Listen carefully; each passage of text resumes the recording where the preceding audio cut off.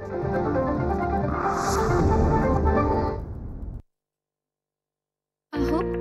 काय ग अगं काय हो महान जीवनाचे हे शिलेदार नाही बरला हात याची जोडीदार अहो काय ग अगं काय हो प्रतिष्ठा कीर्ती दृष्टा मेहनतीची अति हो श्रेष्ठा गाठी जन्माची ऋणानुबंधाची गृहस्थीची जोडी बघा हे खुलून दिसे जोडी बघा हे खुलून दिसे आमचे हे आमची आमचे हे आमचे हे आमची आमचे हे आमची. नमस्कार. सह्याद्री वाहिनीच्या सर्व रसिकांचं मी स्मिता गवाणकर मनापासून स्वागत करते. प्रेमाची गोष्ट सर्वसाधारणपणे अशीच असते. त्या दोघांची भेट होते, मग मैत्री होते, प्रेम होतं आणि मग लग्न होतं. पण लग्न हे फक्त दोन व्यक्तींचंच नसतं, तर त्यानिमित्तानं दोन कुटुंब एकत्र येतात, अनेक नातलग एकत्र येतात आणि दोन समाज एकत्र येतात. पण नावारूपाला आलेली दोन घरंदाज घराणी जेव्हा एकत्र येतात ना, तेव्हा समाजाप्रती काहीतरी आदर्श निर्माण होऊ पाहतो. साहित्य, काव्य, नाट्य, अभिनय, गायन, वादन, तर दुसऱ्या बाजूला चित्रपट, मालिका आणि नाटक, अशा दोन घराण्यांचे हे सुंदर दोन वारसदार. मनोरंजनाचं माध्यम हातात असूनही काहीतरी जगावेगळं देणारा हा तरुण दिग्दर्शक, तर अशाच आगळ्या वेगळ्या भूमिका देऊन आपल्या अभिनेत्री म्हणून घराण्याचा वारसा संपन्न करणारी ही गुणी देखणी अभिनेत्री यांच्या प्रेमाची ही सुंदर गोष्ट. या प्रेमाच्या गोष्टीतील आमचे हे आहेत सुप्रसिद्ध लेखक, अभिनेता, दिग्दर्शक वीरेंद्र प्रधान आणि आमची ही आहे सुप्रसिद्ध अभिनेत्री ऋग्वेदी प्रधान. त्यांचं आपण स्वागत करूया. वीरेंद्र नमस्कार. आमची देखणी मैत्रीण ऋग्वेदी, तुम्ही मनपूर्वक स्वागत. महाराष्ट्राच्या सर्व रसिकांच्या वतीनं वीरेंद्र तुमचं मनपूर्वक कौतुक, अभिनंदन आणि खूप काही आम्हाला तुम्ही दिलंय. पण आजच्या प्रेमाची गोष्ट काय आहे हे ऐकायची आमची खूप इच्छा आहे, तर आपण बसूया. वीरेंद्र, संपूर्ण महाराष्ट्राच्या वतीनं मी मनपूर्वक आभारी आहे. इतक्या सुंदर मालिका, नंतर नाटक आणि चित्रपटाच्या माध्यमातून तुम्ही आम्हाला खूप काही शिकवलेलं आहे. पण आत्ता ना मी वीरेंद्र प्रधान हा उत्कृष्ट लेखक आहे, उत्कृष्ट दिग्दर्शक आहे की अभिनेता आहे, अशी एक ऑडिशन मी घ्यायची ठरवली आहे. तर त्याच्यासाठी तयार राहा. सिच्युएशन अशी आहे की दूरदर्शनचाच हा आमचा सेट आहे असं आपण गृहीत धरूया. एका सिरियलचं मुहूर्त आपण करतो आहे, नारळ तुमच्याकडे दिलेला आहे आणि अचानक विजय तेंडुलकर आणि फॅमिली येते आहे. हां, आणि आपण काय नाव देऊया? थोरला हो असं देऊया. मला आता वर्णन करू. खरं आता जवळजवळ 20 वर्ष तर मालिका क्षेत्रात काम करतोय. 20 पेक्षा जास्त झाली. त्याच्या अगोदर थिएटर करत होतो आणि तेंडुलकरांकडे जाण्याचा योग माझ्या एका मित्राच्या मार्फत आला आणि माझी एक पहिली मालिका ती सह्याद्री वाहिनीवरतीच प्रसारित झाली. थोरला हो त्याचं नाव. अनिरुद्ध पुनर्वसूंची कादंबरी होती आणि मालती तांबे वैद्य ज्या NFDCच्या डिरेक्टर आहेत त्या निर्मात्या होत्या आणि त्यांनी ती निर्मिती केली होती. आणि माझी पहिली मालिका होती, म्हणजे इतकी पहिली होती की मला काहीच माहिती नव्हतं म्हणजे मालिका क्षेत्र काय असतं. मुरलेला वीरेंद्र प्रधान नव्हता थोडक्यात. हां, म्हणजे अजूनही मी मुरलेला आहे असं मला वाटत नाही. थोडं शिक्षणच चालू आहे, सगळं शिकायचंच असतं आपल्याला. पण त्यावेळेला अगदीच ताजा नवीन होतो आणि विजय तेंडुलकरांकडे जाण्याचा योग यायचा, त्यांच्याबरोबर बसून लिखाण वगैरे असं सगळं करायचा योग यायचा. आणि जेव्हा मला सह्याद्रीची ती पहिली मालिका जेव्हा सुरू करायची होती त्यावेळेला मुहूर्त करण्यासाठी म्हणून विजय तेंडुलकरांना विचारावं, म्हणजे मी त्यांना बाबा म्हणायचो, तर बाबांना विचारावं असं एक डोक्यात आलं. तर मी माझ्या मित्रांना आणि मालतीताईंना सांगितलं, म्हटलं मी बाबांना विचारतो की ते येतील का. तर सगळ्यांनी मला नाही सांगितलं की ते काही यायचं नाही. हां, ते काही यायचं नाही मुहूर्ताला. तर मी म्हटलं मी प्रयत्न करतो माझ्याकडनं. आणि मग मी बाबांना फोन केला स्टेशनवरनं, कारण तेव्हा काही मोबाईल नव्हते आपले, ते असे गोल फिरवायचे फोन. मी फोन केला आणि म्हटलं की असं मी माझी पहिली मालिका करतो आणि तुमच्या हस्ते मला नारळ वाढवायचं आहे. तर त्याने एक मोठा पॉज घेतला आणि म्हणाले की कुठल्या वाहिनीसाठी करतोयस? मी म्हटलं सह्याद्री वाहिनीसाठी करतोय. ते म्हणले बरं. म्हटलं मी येतो, पण मी मुहूर्त वगैरे करत नाही, आजपर्यंत कधी केले नाही आहेत.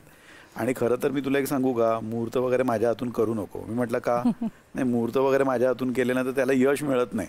आई ग. तर म्हटलं हे काहीतरी काय म्हणताय तुम्ही. तर हो नाही म्हणता म्हणता मग मी त्यांना खूपच गळ घातली आणि आम्ही मुहूर्ताच्या दिवशी पार्ल्याला एका ठिकाणी शूटिंग करत होतो आणि सगळ्यांनाच असं वाटत होतं की वीरेंद्र काहीतरी फेकतोय, टेपा लावतोय, तेंडुलकर काही यायचे नाहीत.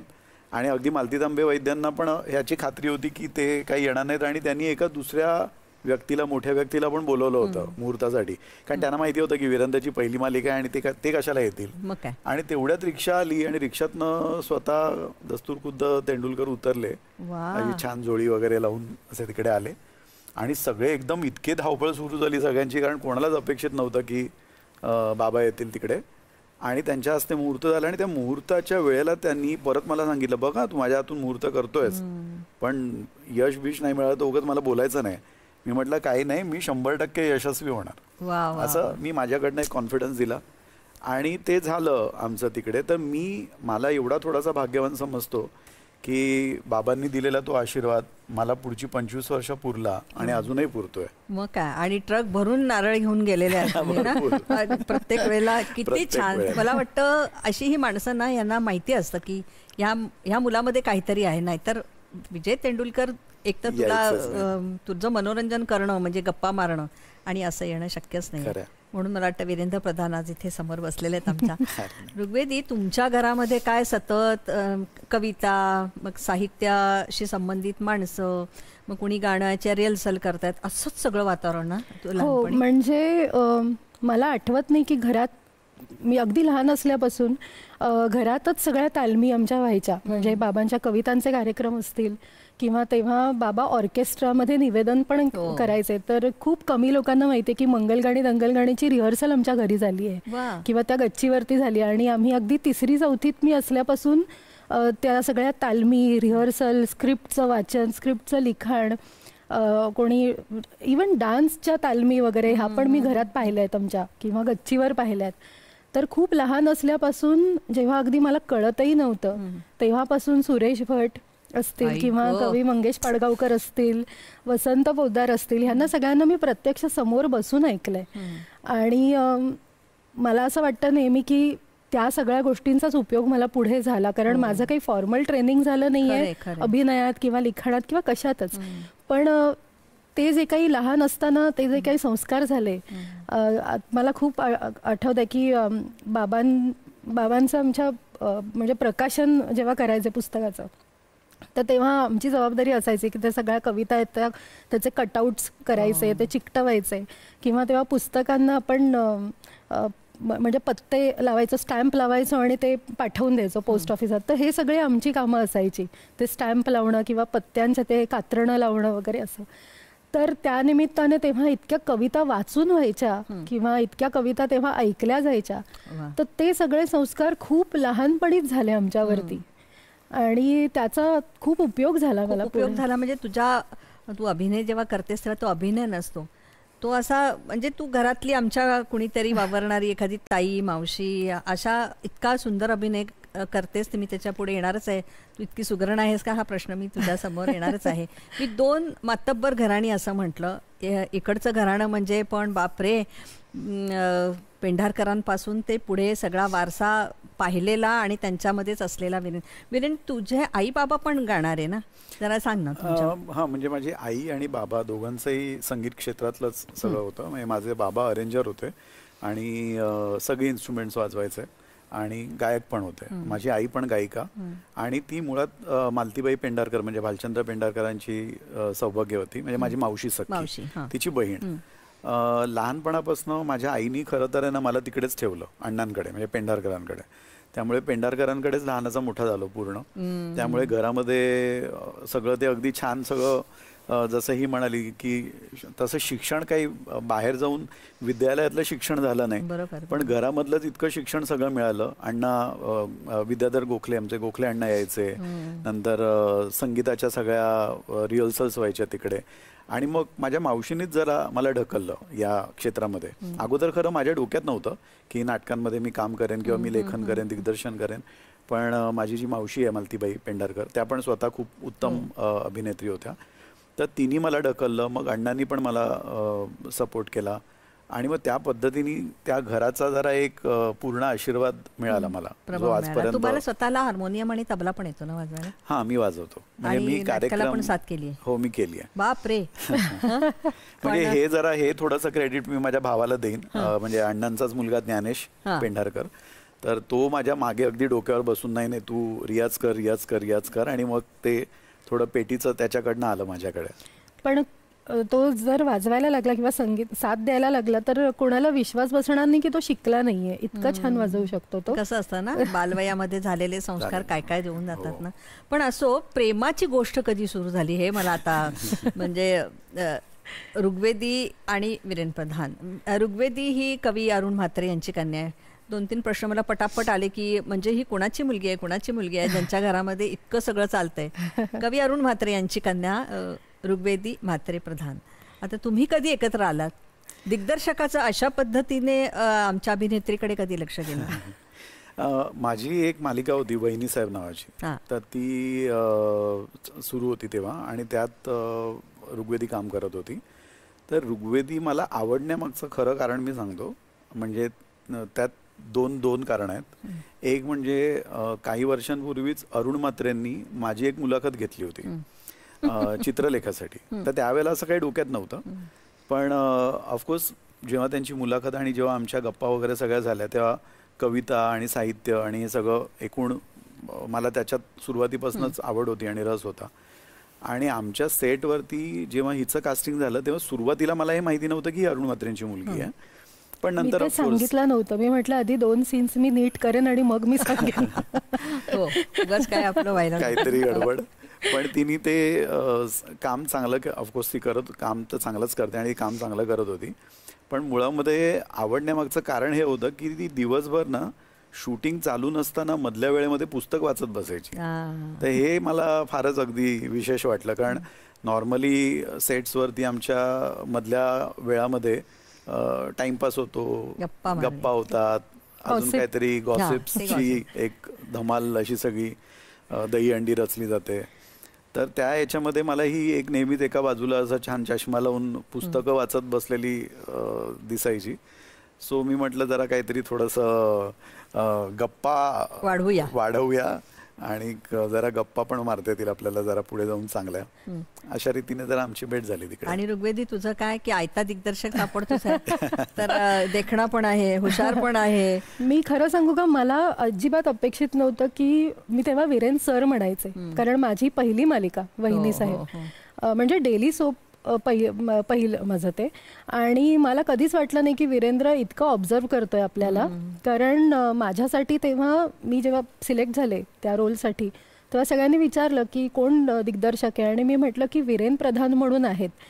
तर अरे वीरेंद्रकडे ब्रेक मिळतोय तुला, मग तर काय प्रश्नच नाही, म्हणजे तुझा रोल पण छान असेल, तुला मजा पण येईल काम करायला. तर मी एक ना इम्प्रेशन घेऊनच गेले होते की मी एका चांगल्या व्यक्तीकडे काम करणार, एका चांगल्या दिग्दर्शकाबरोबर काम करणार आहे. आणि चंद्रलेखेत म्हणजे आधी माझं नाटक, पहिलं नाटक माझं चंद्रलेखातलं, तर तिकडे वीरेंद्रने नाटक केलं होतं. माझं ते नाटक सुरू सुद्धा होतं, त्यामुळे तिकडचे पण जे बॅकस्टेज आर्टिस्ट होते सगळे, तर ते पण सांगायचे अरे आपला वीरू आहे, मग तर काय प्रश्नच नाही वगैरे वगैरे असं. त्यामुळे एक खूप छान इम्प्रेशन घेऊन मी गेले होते तिकडे. पण वीरेंद्र आपल्याला ऑब्झर्व करतोय किंवा आपल्यातल्या काही अभिनय व्यतिरिक्त गोष्टी पण त्याला अपिलिंग वाटतात, तर असं मला काही तेव्हा ध्यानीमनी नाही, कारण वीरेंद्र तसा फार इंट्रोवर्ट आहे. म्हणजे तो सेटवरती सुद्धा त्याचा शॉट झाला की तो गप्पा मारत बसणार नाही, तो स्क्रीन प्ले लिहित बसेल किंवा तो पुढचा काहीतरी गोष्टीचं काम करायला लागेल किंवा त्याच्या रूममध्ये जाऊन बसेल तो. पण असं मी कलाकारांबरोबर त्याला सोशलाइज करताना, मिक्सअप करताना किंवा कोणाला थोडं अटेन्शन देताना वगैरे असं कधीच पाहिलं नव्हतं. तर माझ्यासाठी वीरेंद्र एकदम सिरियस दिग्दर्शक आणि नो नॉनसेन्स, आणि आपण सुद्धा त्यामुळे मोजकं बोलूया वगैरे वगैरे असं असायचं. माझ्यासाठी हा थोडासा एक सरप्राईज होतं माझ्यासाठी जेव्हा वीरेंद्रने मला तू छान काम करतेस असा मेसेज पाठवला पहिल्यांदा, किंवा छान झाला आजचा सीन, कीप इट अप वगैरे. तर मला ते लक्षात आलं जेव्हा मी दुसऱ्या दिवशी जाऊन सांगायचं ना की हो मला सरांचा मेसेज आला की चांगलं काम केलंस तू, तर सगळ्यांना तुला मेसेज आला, तुला वीरेंद्रने मेसेज पाठवला असं. तर तेव्हा मला ते थोडं लक्षात यायला लागलं की मला थोडं अटेन्शन मिळतं इतरांपेक्षा जास्त असं. आणि मग प्रेमाची गोष्ट आणि लग्नाला विरोध करण्यासारखं तर काहीच नाही. इतक्या सुंदर देखड्या वहिनी साहेब आमच्या प्रधानांच्या घरी मिळाल्या. हमसे है आमची निवृत्तीनंतर शेती करणार. वादळ त्याला क्लीन बोल्ड करून टाकेल. प्रत्येक आपत्तीची वाट लावून टाकेल. पीक विमा फक्त विमा नाही, शेमा 100 पेक्षा जास्त पिकांचा विमा. प्रति एकर फक्त 499 रुपयांपासून. जलद आणि सोपे दावे. सगळ्यात आवश्यक असेल जेव्हा शेमा साथ देईल तेव्हा. आता कॉल करा किंवा ऍप डाउनलोड करा. शेमा general insurance. Delivery boy has picked your order. अहो कळलं भूक लागली ते 30 मिनिटाचं मेसेज नोटिफिकेशन आलं होतं ना. मेसेज वाचून समाधान मानायचं का? काल तुम्ही काही शेअर्स विकले होते ना? हो, मग ते चेक केले का? मेसेज तर आला होता. फक्त मेसेज पुरेसा नाहीये. तुम्ही जेव्हा शेअर मार्केटवर एखादा व्यवहार कराल ना, तेव्हा स्टॉक एक्सचेंज वरून आलेला SMS किंवा ईमेल तुमच्या डीमॅट अकाउंटशी आणि बँक स्टेटमेंटशी टॅली करून बघत जा. बाळा भूक लागली ना की डोकं चालेनसं होतं.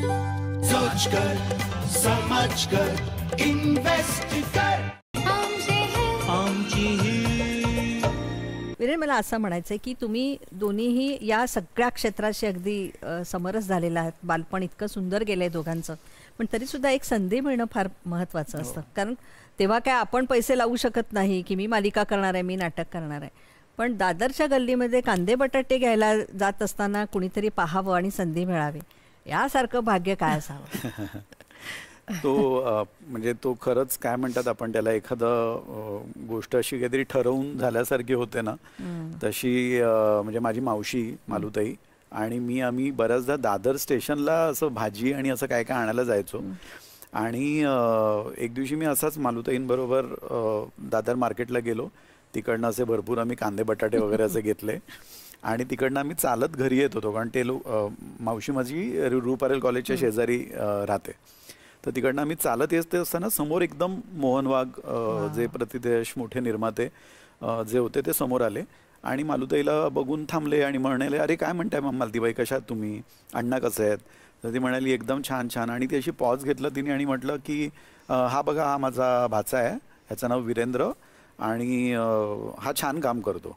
आता हे छान काम का करतो हे असं ती का म्हणाली मला काय माहीत नाही, कारण मी एकदम असा चिडून तिच्याकडे बघत होतो, कारण मला काय असं फार अभिनयामध्ये मुळातच कधी रस नव्हता.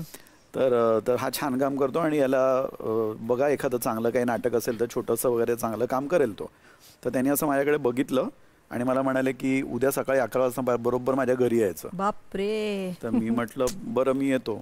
आणि मी घरी गेलो आणि मी जरा असं मावशीवरती चिडलो होतो जरा जाताना की तू कशाला उगाच त्यांना सांगितलं, मला काय असं काम बिम करायचं नाही. तर ती म्हणाली गप्प बस, ते एकदम मोठे निर्माते आहेत आणि एखादा छोटासा रोल जरी मिळाला ना तरी करायचा तो. दुसऱ्या दिवशी सकाळी मोहन वाघांचा फोन आला अण्णांच्या फोनवरती 9 वाजता की तो काल मुलगा जो मालतीबाईंनी मला त्यांचा भाचा भेटायला आला होता ना त्याला पाठवा 11 वाजता. तर मालती म्हणाली हो मी पाठवते. मग मी 11 वाजता असा चिडून जरा नाराजीनेच गेलो आणि डोक्यात हे ठेवून गेलो की जितकं उद्धटपणा करता येईल तेवढा करायचा की जेणेकरून आपल्याला नाही म्हणतील. आणि मी तिकडे आतमध्ये गेलो तर तिकडे दिग्दर्शक त्या नाटकाचे प्राध्यापक विजय जोशी तर ते बसले होते, लेखक होते आमचे संगीतकार अनंत अमेंबल आहेत तर ते बसले होते आणि मोहन काका बसले होते. तर मोहन काकांनी माझ्याकडे बघितलं आणि मला म्हणाले की नाटक करतोय मी घरोघरी नावाचं आणि त्यातलं प्रमुख जे पात्र आहे ते तुला करायचं. तर मी आणि त्या लोकांनी ना गोष्टच सांगायला सुरुवात केली मला आणि मी ती ऐकल्यानंतर आहे ना आधी तर माझे पाय कापायला लागले कारण अख्खं नाटक ते त्या मुलावरतीच होतं ज्याची ती गोष्ट होती. आणि नंतर मला कळलं की त्यात सुहासताई जोशी आहेत, कविता लाड आहे आणि दिलीप कुलकर्णी आहेत. तर हे कास्टिंग बघितल्यानंतर मी म्हटलं की आपण बघूया जमतंय का. मग मी मोहन काकांना सांगितलं, पण काका म्हटलं मी याच्या अगोदर फार काम केलं नाही, असं जुजबीत छोटं छोटं काम केलेलं आहे, पण मला शिकवलं कोणीतरी तर मी करेन नक्की. आणि मग तिकडनं तो तसा थोडा प्रवास सुरू झाला. पण योगायोग बघ पुन्हा मोहन वाघ नी हिला पहिलं ब्रेक दिलं का दिलं असावं ग.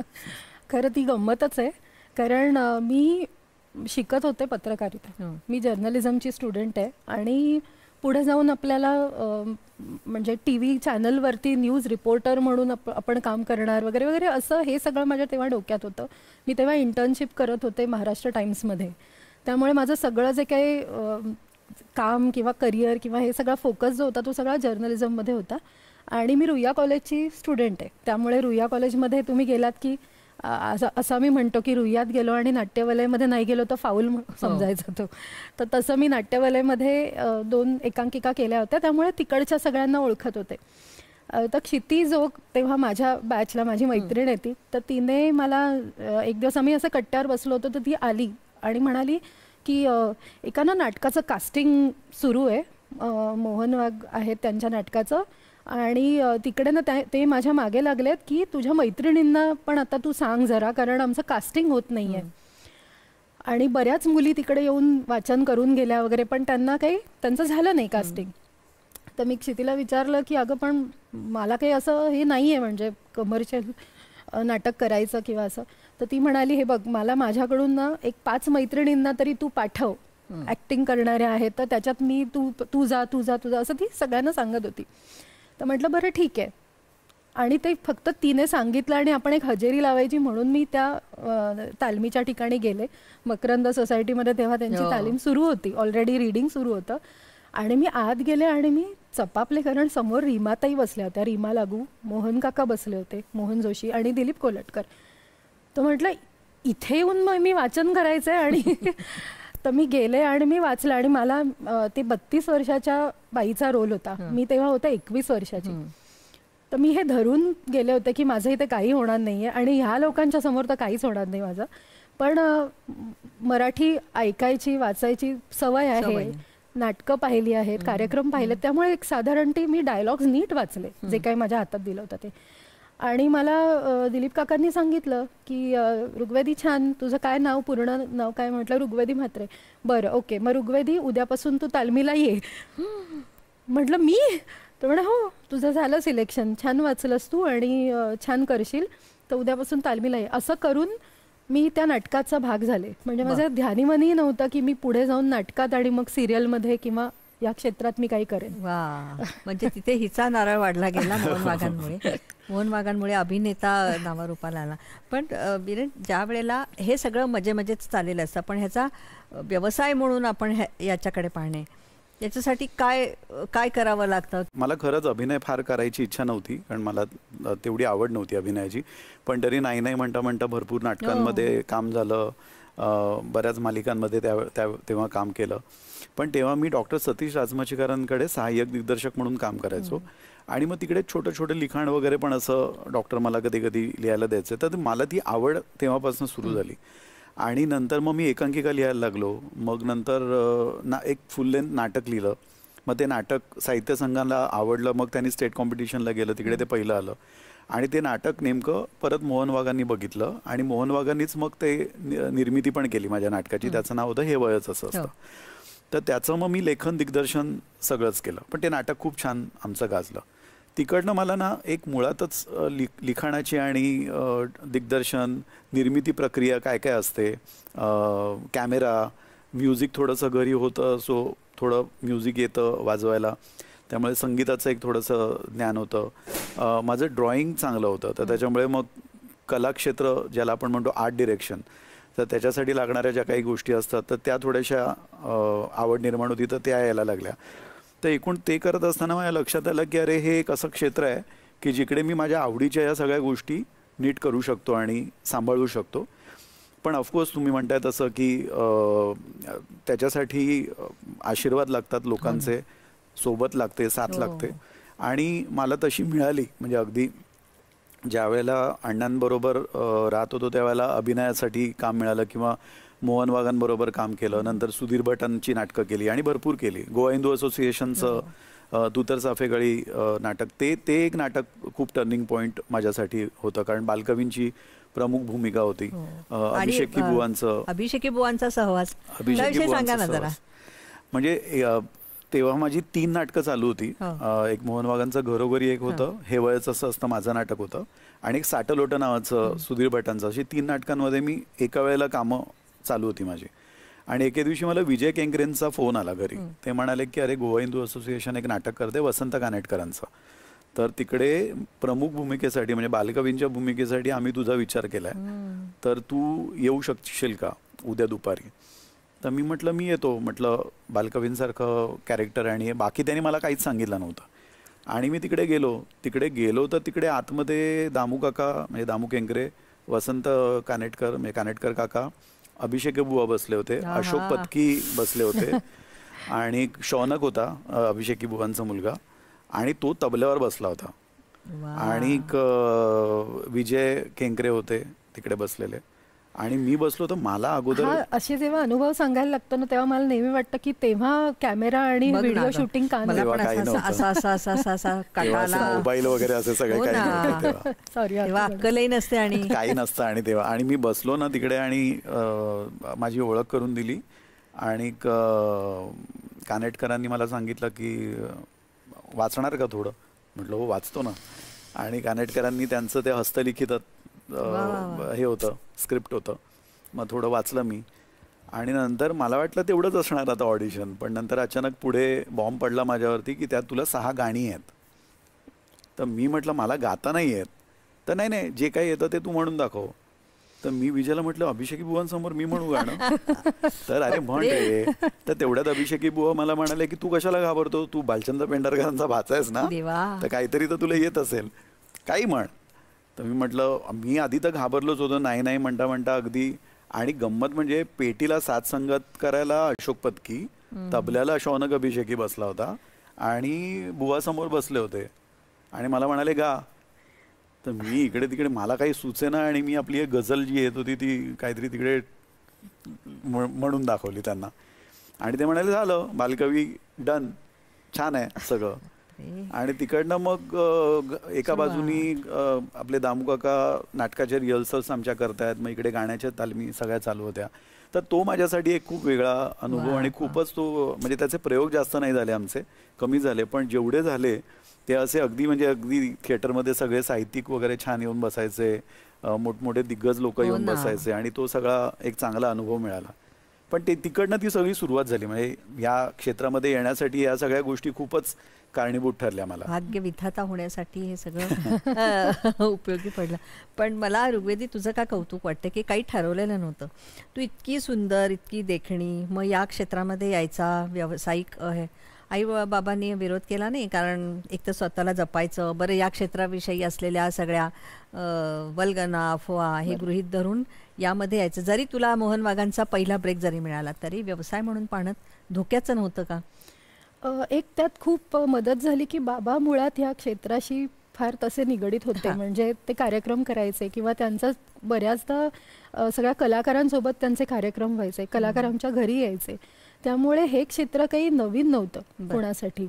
आणि थोडं एक ते म्हणजे आपली मुलगी जी आत्तापर्यंत बिहाइंड द सीन्स काम करते असं, म्हणजे माझं करिअर वगैरे जे काही मी ठरवलं होतं की मी प्रिंट मीडिया करेन, मग नंतर TV चॅनल जॉईन करेन वगैरे असं, तर त्याच्यापेक्षा काहीतरी वेगळं तिला जमतंय. आणि एका म्हणजे दिलीप कोलटकरांसारख्या दिग्दर्शकाने जर सांगितलं की तू एक रीडिंग केल्यानंतर की तू ये म्हणून उद्यापासून तालमीला, तर काहीतरी असेल, मग तिला काहीतरी तिने नीट केलं असेल तिकडे जाऊन, ह्यावर त्यांनी विश्वास ठेवला. त्यांना धक्का बसला. म्हणजे मी आत्ता हे सांगू शकते की माझी आई आणि वडील दोघंही पहिले 25 प्रयोग आले नाहीत बघायला टेन्शनमुळे की काय करत असेल. पण जेव्हा बाहेर म्हणजे नाटक बघितलेल्या लोकांनी जेव्हा सांगितलं की अरे छान काम करते तुझी मुलगी, आम्हाला माहीत नव्हतं वगैरे, तेव्हा ते आले बघायला. आणि त्यानंतर मग आमचे त्या नाटकाचे बरेच प्रयोग झाले. अगदी अमेरिकेत पण आम्ही दौरा केला त्या नाटकाचा. तर तेव्हा त्यांना एक कॉन्फिडन्स आला मला बघून की तिला आवडतंय ती जे काय करते ते, आणि तिला ते जमतंय सुद्धा, त्याचं अप्रिसिएशन तिला मिळतंय. तर त्यानंतर मग जेव्हा मला सिरियल मिळाली किंवा त्यानंतर मग जेव्हा मी सिरियसली ऑडिशन्स द्यायला सुरुवात केली, तर त्यांनी पूर्ण सपोर्ट केला मला त्या बाबतीत. मग मला कधीच त्यांनी असं विचारलं नाही की फक्त एकच होतं की माझ्या घरामध्ये म्हणजे बाबा एक सोडले तर बाकी तसं कोणी सिरियलमध्ये काम करणार किंवा टीव्हीत काम करणार असं कोणी नाही. तर त्यामुळे आईने मला फक्त एवढं एक सांगितलं की बाहेर जातेस तू तर ह्या गोष्टी बाबा पाळायच्या, की ह्या जे काही आम्हाला जे काही कानावरती ऐकू पडतात गोष्टी, तर त्याच्यापासून लांब राहायचं, काम करायचं आणि घरी ये, स्वतःचं अस्तित्व सिद्ध ठेवायचं. आणि मला वाटतं तू ते राखलेलं आहेस नाव. आज ऋग्वेदी म्हात्रे प्रधान म्हटल्यानंतर एकदम जसे तुझ्या भूमिका आहेत, सात्विक, सरळ, सोज्वळ, तशीच तू आहेस आणि वाढलेली आहेस. निवृत्तीनंतर शेती करणार. वादळ त्याला क्लीन बोल्ड करून टाकेल. प्रत्येक आपत्तीची वाट लावून टाकेल. पीक विमा. फक्त विमा नाही, शेमा 100 पेक्षा जास्त पिकांचा विमा. प्रति एकर फक्त 499 रुपयांपासून. जलद आणि सोपे दावे. सगळ्यात आवश्यक असेल जेव्हा शेमा साथ देईल तेव्हा. आता कॉल करा किंवा ऍप डाउनलोड करा. शेमा जनरल इन्शुरन्स. मराठी विज्ञान परिषद प्रस्तुत विज्ञानम जनहिताय. मंडळी, महापूर, वादळ, अतिवृष्टी, भूकंप अशा नैसर्गिक संकटांचा आपल्याला सामना करावा लागतो. त्यामुळे मोठ्या प्रमाणावर जीवित आणि वित्तहानी होते. विज्ञानम जनहिताय या आपल्या मालिकेत आपण जाणून घेणार आहोत भूकंप का होतात. माहिती देणार आहेत विशेष तज्ज्ञ सहभाग डॉक्टर विद्याधर बोरकर. कुठलीही नैसर्गिक आपत्ती थांबवणं हे मनुष्याच्या शक्तीपलीकडचं काम आहे. वादळ कधी येणार, पूर कधी येणार याचा अंदाज काही विभाग आपल्याला अचूकपणे देतात. भूकंपाचा अद्याप तसं झालेलं नाही. प्रसारण शनिवार दिनांक 12 जुलै रोजी रात्री 9 वाजता आणि पुन्हा प्रसारण रविवार दिनांक 13 जुलै रोजी सकाळी 9:30 वाजता फक्त आपल्या सह्याद्री वाहिनीवर. वीरेन, आता जरा प्रेमाचा दिग्दर्शक आणि प्रेमाची अभिनेत्री याच्याकडे येऊया. हिचं कास्टिंग करताना काय डोळ्यासमोर असतं की नवरा म्हणून का ऋग्वेदी आग्रहच करते मी पहिली? नाही म्हणजे आतापर्यंत जेवढ्या मालिका मी केल्या तर आणि जेवढ्या मालिकांमध्ये तिने काम केलंय किंवा काही मालिकांमध्ये ती नव्हती सुद्धा, तर असं कधीच व्यावसायिक जे काही त्याचे नॉर्म्स असतात ते कायमच मी आणि तिने पण दोघांनी आम्ही ते जपलेत आतापर्यंत. ना तिने आतापर्यंत कधी 1% मला कधी आग्रह केला की हेच कॅरेक्टर पाहिजे किंवा हेच पाहिजे, असं काही नाही. रादर मला ज्या ज्या वेळेला जिथे योग्य वाटेल त्या पद्धतीनेच मी कास्टिंग केलं सगळ्यांचं. म्हणजे अगदी ऋग्वेदी असेल किंवा अजून कोण माझे मित्र असतील किंवा अजून कोणी काही असेल, तर मला जिथे वाटेल की बाबा या कॅरेक्टरसाठी ही अत्यंत योग्य आहे, तर मग तिकडे मग मी ना बऱ्याचदा चॅनलचं पण ऐकलं नाही आहे की मला असं वाटतं की बाबा या कॅरेक्टरसाठी ही जर परफेक्ट आहे ना, तर इकडे मी तिला बायको म्हणून कास्ट करत नाही आहे, इकडे तिला ऋग्वेदी प्रधान किंवा ऋग्वेदी म्हात्रे ती अभिनेत्री म्हणून मी तिला कास्ट करतोय, कारण मला माहिती आहे तिची स्ट्रेंथ काय किंवा ती काम कसं करू शकते त्याचं. नाहीतर मग जेवढ्या आता मालिका केल्या त्या सगळ्या मालिकांमध्ये जर तुम्ही बघितलं तर तिच्या सगळ्या सशक्त व्यक्तिरेखा आहेत. प्रत्येक ठिकाणी तिची कॅरेक्टर सगळी सशक्त आहेत. पण माझ्यावरती हाही आरोप झाला की तू तिला हिरोईन म्हणून त्या मालिकेमध्ये का नाही घेतलंस. म्हणजे आता जसं उंच माझा झोका मालिका माझी होती, तर असं. पण जिकडे मला असं वाटतं ना की ज्या ठिकाणी त्याची जी एक गरज आहे आणि ती गरज ज्या तन्मयतेने आणि ज्या पॅशनेटली एखादा कॅरेक्टर करू शकतो, मग तो कुठलाही नट असेल. म्हणजे अगदी शरद पोंक्षे, कारण आता माझ्या सगळ्या मॅक्झिमम मालिकांमध्ये शरद पोंक्षे होते, कविता लाड होती, शिल्पा तुळसकर, असे सगळीच दिग्गज लोकांनी, विक्रम गोखले, विनय आपटे, म्हणजे एवढी सगळी मोठी मोठी लोक, त्या सगळ्यांनी कामं केली. पण त्या व्यक्तिरेखेसाठी म्हणजे जसं आता माझी एक या सुखानं या मालिका होती, तर तिकडे एका रोलसाठी विक्रम काका होते, एका रोलसाठी विनय काका होते. पण त्याच्यासाठी ज्याची जी गरज आहे तिकडेच त्यांना तसं कास्ट केलं. तर ते जपलं, दोघांनी सांभाळलं. म्हणजे तिने कधी मला तसा त्रास नाही दिला. ऋग्वेदी, नवरा प्रेम करून केलेला हा नवरा आणि दिग्दर्शक याच्यामध्ये काय फरक आहे? खूप फरक आहे. खूप फरक आहे. सांगच तो आता. वीरेंद्र प्रोफेशनली खूप स्ट्रिक्ट आहे आणि मला म्हणजे इन अ गुड वे तो खूप पॉझिटिव्ह आहे त्याच्या सगळ्या प्रोजेक्ट्सच्या बाबतीत. तो जी काही गोष्ट लिहितो मुळात खूप पॅशनेट आहे त्याच्या. म्हणजे त्याला एखादी गोष्ट सांगितली किंवा चॅनलकडून जर समजा आलं की आपण ह्या विषयावरती एक शो करूया, तर तो सर्वतोपरीने प्रयत्न करतो की ते अगदी म्हणजे उत्तम कसं करता येईल ते प्रोजेक्ट. आणि मग त्यासाठी मग ते कॅरेक्टर्स तर ते सगळं तो स्वतः लिहितो. म्हणजे त्याच्या कुठल्याच गोष्टी किंवा कुठलेच कॅरेक्टर्स ना आत्तापर्यंत त्याने जितके शोज केले ते सगळे कॅरेक्टर्स त्याने स्वतः लिहिलेले आहेत. त्या सगळ्या गोष्टी त्याने स्वतः लिहिल्यात. त्यामुळे प्रचंड तो पॉझिटिव्ह आणि पर्टिक्युलर असतो. म्हणजे मी त्याला कितीही सांगितलं ना की वीरेंद्र मला करायचा आहे हा रोल, तर तो मला तेवढ्याच स्पष्टपणे सांगू शकतो की तू हे सुटेबल नाही आहेस आणि तू हे नाही चांगलं करू शकणार, तुला करायचं मी तुला दुसरं काहीतरी करायला देईन, माझ्या डोक्यात आहे, पण हे मी तुला नाही देणार, इकडे मला दुसरी कोणीतरी अगदी ती नवीन असेल तरी पण इथे हे तू नाही करायचंस. तर इतका तो स्पष्ट आणि क्लिअर असतो. त्यामुळे घरी खूप लिनियंट असतो वीरेंद्र, घरी फार शांत असतो, घरी खूप ॲडजस्ट करतो, किंवा घरी मी जरा थोडंसं म्हणजे नाराज झाले किंवा थोडे टँट्रम्स दाखवले तर ते माझ्या मनासारखं होतं सगळं, पण सेटवरती हे सगळं नाही होत. वीरेन, किती झाले भाग असे लेखन आणि दिग्दर्शन? 11,000? बापरे, काहीतरी साधारण म्हणजे 12,000-12,500 एपिसोड.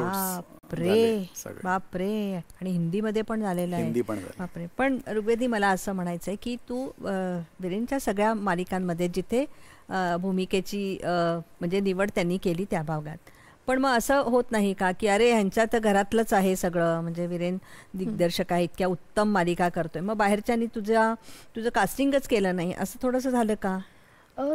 तसं होत असेल, म्हणजे झालं सुद्धा असेल की कारण माझ्या कानावर येतात असे किस्से की अगं तुझ्या नावाचं थोडं डिस्कशन सुरू होतं, पण मग नंतर ते असंही बोलणं झालं की तू तुमच्याच प्रोडक्शनमध्ये काम करतेस, त्यामुळे मग ते पण माझ्यासाठी ना मला कधीच त्या बाबतीत कधी तक्रार करावीशी वाटली नाही. त्याची 2 कारणं होती की एकतर मी जरी माझ्या प्रोडक्शन हाऊसमध्ये जरी काम करत असले, आमच्या प्रोडक्शन हाऊसमध्ये, तरी मी उत्तम रोल करत होते. म्हणजे आपण असं असतं ना की एक आपली घरातलीच व्यक्ती आहे तर मग असं कधी केलं नाही. त्याने मला खूप दर्जेदार भूमिका दिल्या, मला काम करायला मजा आली आणि मला काहीतरी करायला मिळालं, अशा नेहमी भूमिका मला वीरेंद्रने दिल्या.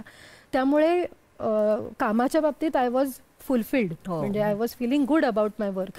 आणि दुसरं, घरी आमचा मुलगाही आहे, आत्ता तो 14 वर्षाचा आहे, पण तो एक बॅलन्स जर सांभाळायचा असेल तर मला शूटिंग आणि घर, मला हे आपल्याच प्रोडक्शन हाऊसमध्ये मला ही ॲडजस्टमेंट करून मिळू शकते. तर तो सुद्धा माझा स्वार्थ होता एक आपल्याच इकडे काम करण्याचा, की माझ्या वेळा पाळल्या जातील आणि मला घरी सुद्धा वेळ देता येईल. त्यामुळे मी कधीच बाहेर अरे तुम्ही मला का नाही काम देत, मी करायला असं मी सुद्धा कधी कोणाला. आणि एक अभिनेत्री म्हणून सशक्त भूमिका मिळाल्यानंतर काय फरक पडतो, म्हणजे वर्क लाईफ बॅलन्स आपण बाहेर नेहमी म्हणतो, पण जर तो मला साधायला मिळत असेल अनायसे, तर मग मला माझी काही तक्रार नाही की मला बाहेर सुद्धा का नाही भूमिका मिळाली. तुमच्या चेहऱ्यावर जे इतकं तेज आहे, इतका देखणेपणा आहे, त्याचं कारण ऋग्वेदी सुगरण आहे का? म्हणजे उसाच्या रसातील पिठले, मोगऱ्याचे सरबत, हे अशी ती सुगरण आहे का? ती लग्न करून जेव्हा घरी आली आमच्या, तेव्हा चहा साधारण बरा करत होती. तेवढाही म्हणजे तिला ते माझ्या आईला विचारायला लागायचं की साखर किती टाकू की जरा थोडा बरा चहा होईल. आणि मी साधारण ना सासूबाई स्वयंपाक करायच्या तेव्हा मी कुकरी शोचे अँकर असतात की नाही, ते शेजारी उभं राहून कसं नुसतं कॉमेंट्री करत, अच्छा ही तूर डाळ तुम्ही घेतलीत का वगैरे, असा माझा वावर असायचा किचन मध्ये. फक्त चहा यायचा तुला? पण ते त्याचं रूपांतर हळूहळू तिला लक्षात आलं की म्हणजे जशी आमच्या मालिकांमध्ये तुम्ही उदाहरण दिलं की ऊसाच्या रसाचं पिठलं किंवा ह्या गोष्टी आम्ही मालिकामध्ये भरपूर आणल्या आणि तिच्या तोंडी तर आम्ही जास्त टाकायचो. त्याच्या मागे माझे 2 स्वार्थ होते की थोडं कधीतरी, म्हणजे एकदा एक स्वार्थ असाही होता की ती छान प्रेझेंट पण करेल आणि दुसरं की तिच्या डोक्यात ते सतत राहील की कधीतरी घरी येऊन एक्सपेरिमेंट करेल. पण ते नशिबाने झालं तसं, ते छान मॅनेज झालं आणि तिला पण त्याची आवड तयार झाली. आणि मुळामध्ये ह्या गोष्टी जबरदस्तीने होत नाहीत, त्याच्यासाठी मुळात आवड असावी लागते आणि ती आवड ऋग्वेदीमध्ये झाली. आणि आज मी जाहीरपणे सांगू शकतो की जेवढे जगात पदार्थ आहेत ते सगळे उत्तम करते, जेवढे, म्हणजे नुसते मराठी असे नाहीत पण अगदी चायनीज असेल किंवा एनी, तर ते ह्या सगळ्या गोष्टी ते अगदी छान तयार झाली. आत असणार, फक्त करायची कधी वेळ नाही आली. पण जेव्हा खरं प्रेम मिळतं ना त्यावेळेला मला वाटतं आपण ते करायला सुरुवात करतो. दोघांनाही असा प्रश्न आहे की आपण उत्तम काम करण्यासाठी सज्ज होतो आणि बाकीच्या अनेक घटना असतात की ज्यामुळे खूप त्रास होतो. म्हणजे मुहूर्तालाच आपल्या घरी कोणीतरी आजारी आहे किंवा काहीतरी अडचणी येतात, त्यावेळेला हे सगळं सहन करत तो व्यवस्थित पार पडणे हे एक मोठं शिवधनुष्य असतं का? स्वामिनी मालिका काय काय काय घडलं? म्हणजे एखादी मालिका बनत असताना आम्ही लगेच आजचा एपिसोड बरोबर नाही झाला किंवा आता छान झाला इतकं म्हणून पटकन रिमार्क मारतो, त्याच्या पाठीमागे काय काय असतं? आता जसं आमची स्वामिनी मालिकाबद्दलच आपण बोलूया. म्हणजे ती सिरियल आमची सुरू होणार होती आणि त्यावेळेलाच घरामध्ये आमच्या पण खूप जरा गोंधळ चालू होते त्यावेळेला. म्हणजे ऋग्वेदीची आई आजारी होती त्यावेळेला आणि त्याच वेळेला अगदी त्याच आठवड्यामध्ये 2 गोष्टी घडल्या. एकतर तिच्या आईबद्दल आम्हाला कळलं की त्यांना खूप मोठा आजार झाला आहे आणि दुसरं त्याच आठवड्यामध्ये माझी आईसुद्धा घरामध्ये पडली आणि ती इतकी जोरामध्ये पडली आणि तिला इतकं लागलं की डॉक्टरांनी पण सांगितलं की अमुक अमुक सर्जरी जर तुम्ही नाही केली तर 3 महिन्याच्या वरती काही आई तुझी राहणार नाही, इथपर्यंत मला सांगण्यात आलं. त्यावेळेला मीही आजारी होतो, मुलगा आमचा लहान होता त्यामुळे आणि प्रोडक्शन स्वामिनीसारखं, कारण ती पेशव्यांवरची मालिका होती त्यामुळे ऋग्वेदी त्याचे कॉस्ट्युम्स करत होती, ती स्वतः त्यात काम पण करत होती आणि सेटवरती पण काही खूप गोष्टी घडत होत्या. चित्रनगरीसारख्या ठिकाणी सेट लागला होता त्यामुळे त्याचं सगळं एक खूप प्रोडक्शनचं सगळं टेन्शन आणि त्या सगळ्या गोष्टी चिकार होत्या. कारण जसं तुम्ही म्हणालात प्रेक्षकांना तो एक 20 मिनिटाचा भाग असतो फक्त बघण्यासाठी, पण त्याच्या मागे बऱ्याच गोष्टी घडत असतात आणि सगळेजण त्या फेजमधनं जात होतो आम्ही. तर त्यावेळेला नेमकं तो जो पिरियड होता आमच्यासाठी तो दोघांसाठी आमच्यासाठी फार अगदी बरा नव्हता, व्हेरी फ्रँकली, घराच्या अनुषंगाने जर म्हणाल तर. कारण आईंची तब्येत म्हणजे ऋग्वेदीच्या आईंची तब्येत अगदी जरा थोडी ढासळत होती आणि सतत हॉस्पिटलला आम्हाला जायला लागायचं. म्हणजे ऋग्वेदीचं सारखं शूटिंग हॉस्पिटल घर, त्याच्यानंतर घरातलं सगळं करायचं. कारण माझी आई तोपर्यंत तिला जरा खूप छान माझ्या आईचा पण पाठिंबा होता, सपोर्ट होता, मदत होती. पण माझी आई पण त्याच वेळेला अगदी घरामध्ये पडली आणि अगदी बेडरिडन झाली होती पूर्ण आणि त्या याच्यामध्ये हिची अगदीच सगळी धावपळ भयानक झाली होती. माझी त्याच्यात तब्येत बिघडली होती. त्यामुळे ते आपण जसं म्हणतो ना एक खांबी लढा ऋग्वेदीने त्यावेळेला तो खूप दिला. ह्या गोष्टी 10 हत्तींचं बळ कुठून आलं तुला हे माहित नाही खरं. तेव्हा मला एवढंच दिसत होतं की आपल्याला म्हणजे आपण गिवअप नाही करू शकत आता. अशी हे आहे स्टेज आहे की आता आईलाही माझी गरज आहे, वीरेंद्रला सुद्धा थोडंसं त्याच्या पाठीशी उभं राहण्याची गरज आहे. तर आता आपण तर आत्तापर्यंत सगळ्यांनी आपल्याला सांभाळून घेतलं, आपल्याला समजून घेतलं, आपल्याला सगळ्या परीने मदत केली. तर आता आपण करायची मदत. मग मी कधी मला जमत नाही आहे किंवा मला खूप त्रास होतोय, मला खूप स्ट्रेस येतोय हे मी कधीच तेव्हा केलं नाही. आता now it is my turn असं म्हणून काम केलं. एकतर एक ती ऐतिहासिक म्हणजे तुमची मालिकेचा आवाका प्रचंड मोठा होता. कारण त्याचं लिखाण पण सगळं माझं मी करत होतो, दिग्दर्शन त्याचं चाललं होतं, निर्मिती पूर्ण सगळी ती होती. त्यामुळे तो सगळा तिकडचा संसार वेगळा असतो, ते तुम्हालाही कल्पना आहे त्याची. सगळी तिकडच्या सगळ्या काय काय घडामोडी असतात आणि डेली सोप म्हटल्यानंतर ना तुम्हाला रोज एक एपिसोड द्यावा लागतो, रोज तुम्हाला लोकांना एंटरटेन करावं लागतं. असं नाही आहे की आपण आज जरा चला आजचा दिवस सुट्टी घेऊया, तिकडे तसा काही हे नाही आहे. आणि जसं आपल्या थिएटर असेल किंवा कुठलंही हे असेल, शो मस्ट गो ऑन आपण म्हणतो, तो तसं ते आम्हाला काम करावंच लागतं, प्रत्येकाला करावं लागतं. असं नाही आहे की आम्हालाच करावं लागतं, प्रत्येकजण या सगळ्या फेजमधनं जातो. पण मुळामध्ये दरवेळेला जेवढ्या अशा काही अडचणी जेव्हा आल्या, आता मागच्या वर्षी पण खूप मोठ्या एका आजारातनं मी बाहेर पडलो आणि त्यावेळेला सुद्धा असं सगळं मालिकांचा सगळा डोलारा, घरामधलं सगळं गोंधळ सगळा तो याच्यामध्ये. आणि ऋग्वेदी ह्या सगळ्या बाबतीमध्ये एकदम खंबीर होऊन काम करते पण दरवेळेला.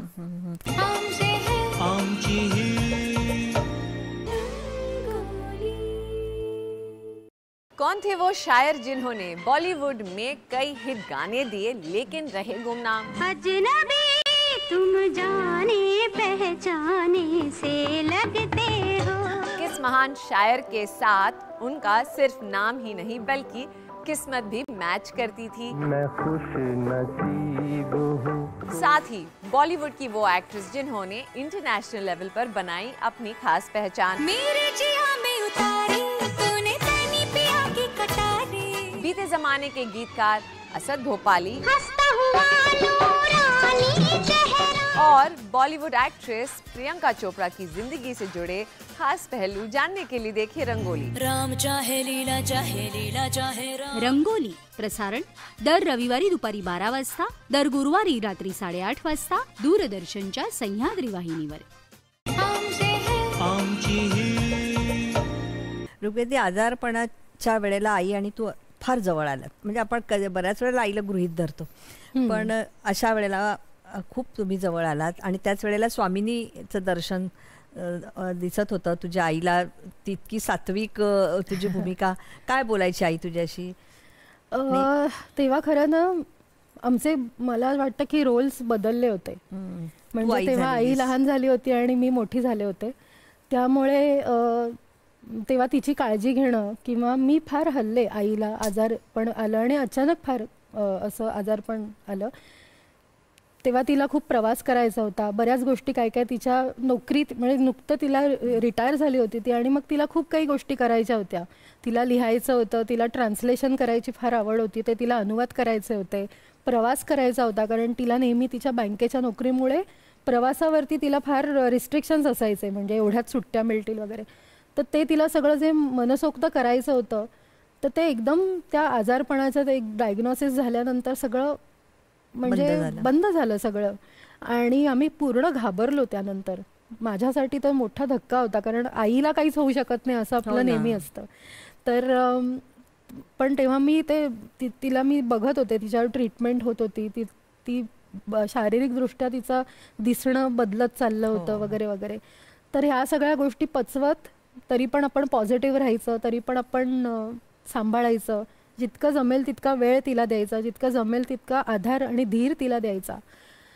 आणि त्यावेळेला नेमकं झालं असं की स्वामिनीमध्ये ना माझे आणि म्हणजे माझी जी मुलगी झाली होती, लहान होतं ते, चाइल्ड आर्टिस्ट होती ती, सृष्टी पगारे, तर आमचे ना नेहमी आई मुलीचे सीन्स असायचे. बापरे. आणि ती माझ्यासाठी म्हणजे मला आठवत नाही कितीतरी असे सीन्स होते की जेव्हा मी पूर्ण डोळे लाल माझे आणि मी सेटवरती गेले कारण आणि मला ते सीन्स वाचतानाच मी इतके रडायचे ग्रीन रूममध्ये.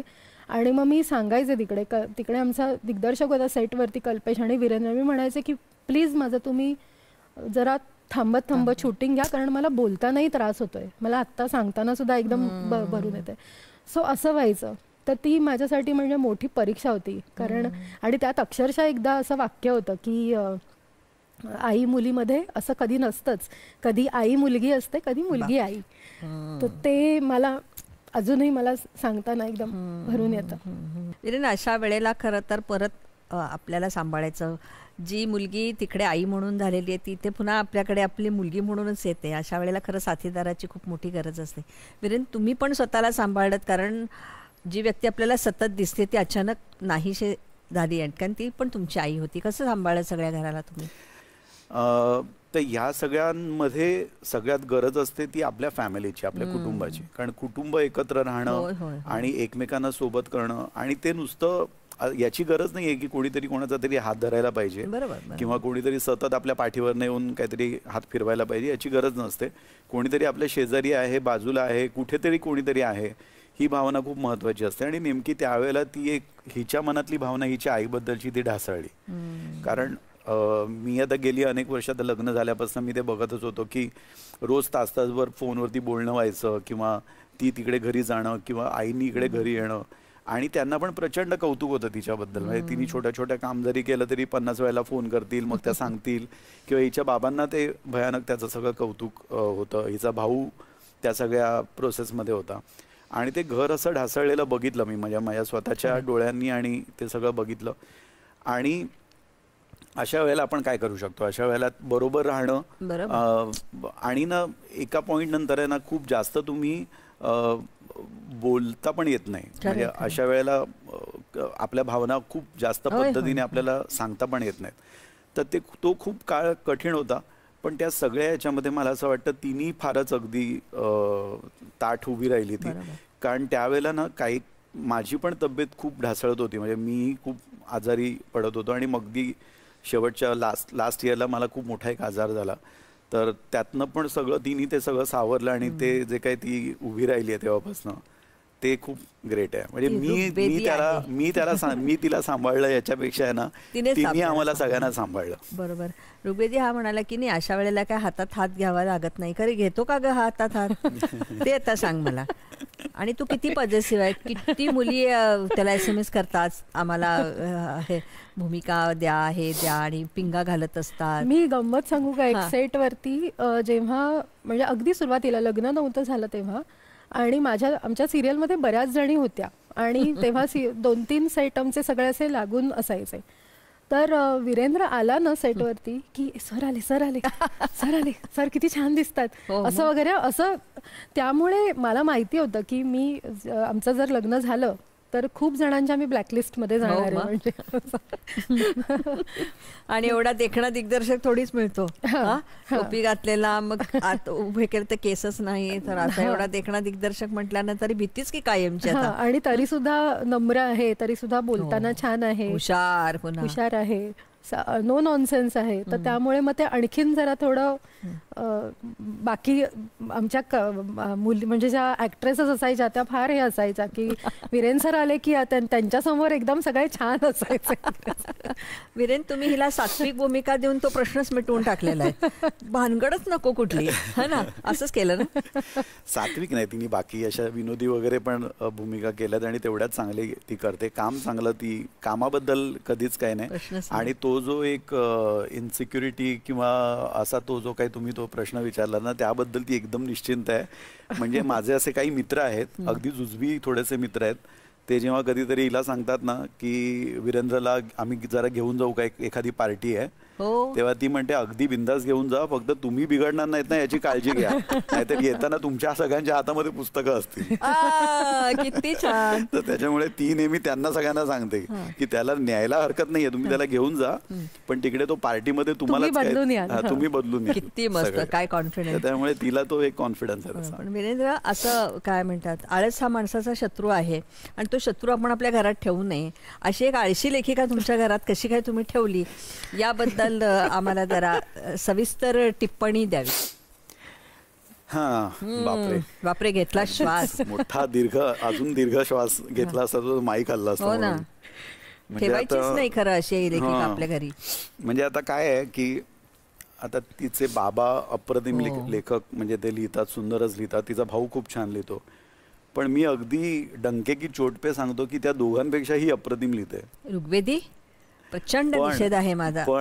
परंतु आळस हा इतका तो लिखाणाच्या बाबतीतला मी सांगेन का ऋग्वेदी, काय तू सांग आता काय. मला खरं तर जेवढा वीरेंद्रला माझ्यावर विश्वास आहे ना लिखाणाच्या बाबतीत, तेवढा माझा स्वतःवरती कधीच नव्हता. माझं लिखाण अगदी जसं मी म्हटलं तसं की आर्टिकल्स लिहिणं, ब्लॉग्स लिहिणं वगैरे इथपर्यंत होतं.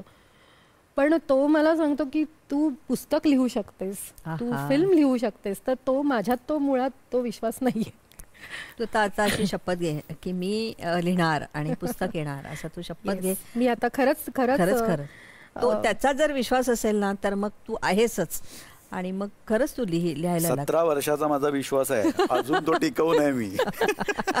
डायलॉग्स लिहिते मी किंवा लिखाण बंद नाहीये किंवा लिखाण कधी केलंच नाही असं नाही, पण तो ज्या सिरियसनेसने मला सांगतो तर ते माझं जरा अजून नाही. त्याच्या मागे मी एक गोष्ट सांगतो तिच्याबद्दल. म्हणजे मला असं वाटतं की मी मालिकेचं लिखाण करत असल्यामुळे ती सतत 24 तास मला बघत असते लिहिताना, कारण मालिकेचं लिखाण हे एक वेगळं स्किल आहे अल्टिमेटली. तिथे तुम्हाला सतत लिहावं लागतं आणि 24 तास सतत लोकांना मनोरंजन द्यायचं, त्यांना अडकवून ठेवायचं, त्यांना इमोशनल करायचं, त्यांना प्रेमात पाडायचं, त्यांना हसवायचं, त्यांना या सगळ्या इमोशन्समध्ये घेऊन जायचं. तर ते करत असतानाचं जे लिखाण ती माझं बघते, तर ती कुठेतरी तिला असं वाटतं की मग मी स्लो पडते, मी वीरेन सारखं एवढं फास्ट जमू शकत असं वाटतं मला नेहमी. त्याचा जो आवाज तिला नेहमी काय म्हणतो की तू तसा विचार नको करू, तू तुझ्या पद्धतीचं लिही. भले तू 1-2 वर्षांमध्ये एखादं एक पुस्तक लिहिशील, पण ते लिही, कारण ती लिहिते इतकं सुंदर की ते उमटायला पाहिजे पेपरवर. आमच्या प्रेमाची गोष्ट असं तू लिही आणि मग तुमचा सगळा प्रवासाच्या मध्ये लिही. हा विषय मी तुला आज देते आहे. आज तुमच्या प्रेमाची गोष्ट इतकी छान वाटली. वीरेन सारखा म्हणजे वीरेन सर येतील की नाही असं आम्हाला वाटलं होतं. इतकी म्हणजे काय म्हणतात ताकद आज त्यांनी निर्माण केलेली आहे. वीरेन, तुम्ही खूप नाटकं पण करा, तुम्ही काय म्हणतात त्याला मालिका पण करा, चित्रपट पण करा आणि अभिनय पण करा, अशा मी मनपूर्वक शुभेच्छा देते. आणि ऋग्वेदी, आता तुझं एक सुंदर गाणं व्हायला पाहिजे. मी गाण्यापेक्षा मी कविता म्हणते, कारण मला आवडतात कविता वाचायला, म्हणायला. माझे अत्यंत आवडते कवी आहेत कवी नलेश पाटील. आणि मी नलेश काका म्हणते त्याला. तर निसर्ग कवी म्हणून तो ओळखला जातो आणि खूप सुंदर लिहितो. म्हणजे प्रत्येक कविता आहे ना, ती आपल्याला असं वाटतं पण पेंटिंगचं एका वर्णन बघतोय.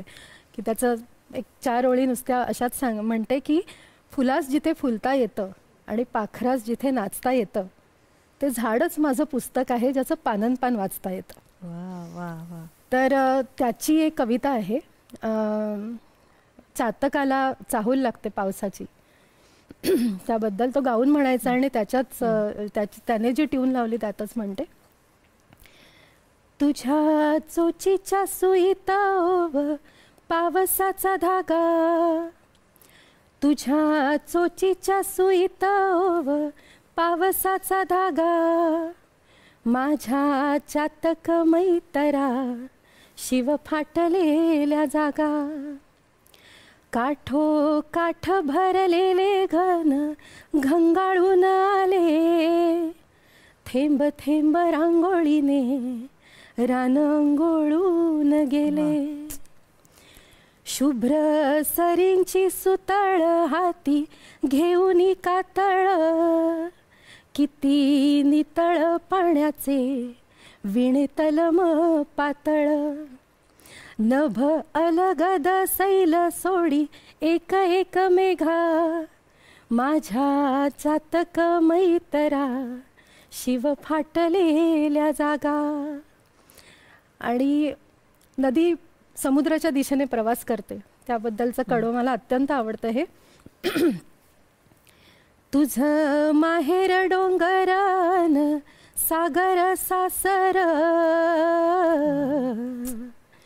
तुझं माहेर डोंगरान सागर सासर, हिरवळीच्या खणाने ये ग नदी ओटी भर, हिरवळीच्या खणाने ये ग नदी ओटी भर, दादल्याला भेटण्याला किती मुरडते उगा, माझ्या चातक मैतरा शिव फाटलेल्या जागा, तुझ्या चोचीच्या सुईत ओव पावसाचा धागा, माझ्या चातक मैतरा शिव फाटलेल्या जागा. वा, एवढंच मी म्हणू शकते, कारण सूर, त्यातल्या भावना आणि तुझी संवेदना एकदम छान पोचली. वीरेन, ऋग्वेदी, खूप काहीतरी उत्तम करा, त्यासाठी आम्ही खूप उत्सुक आहोत. ते करण्यासाठी मनपूर्वक तुम्हाला शुभेच्छा देते आणि मनपूर्वक आभार म्हणते. थँक्यू. थँक्यू. थँक्यू.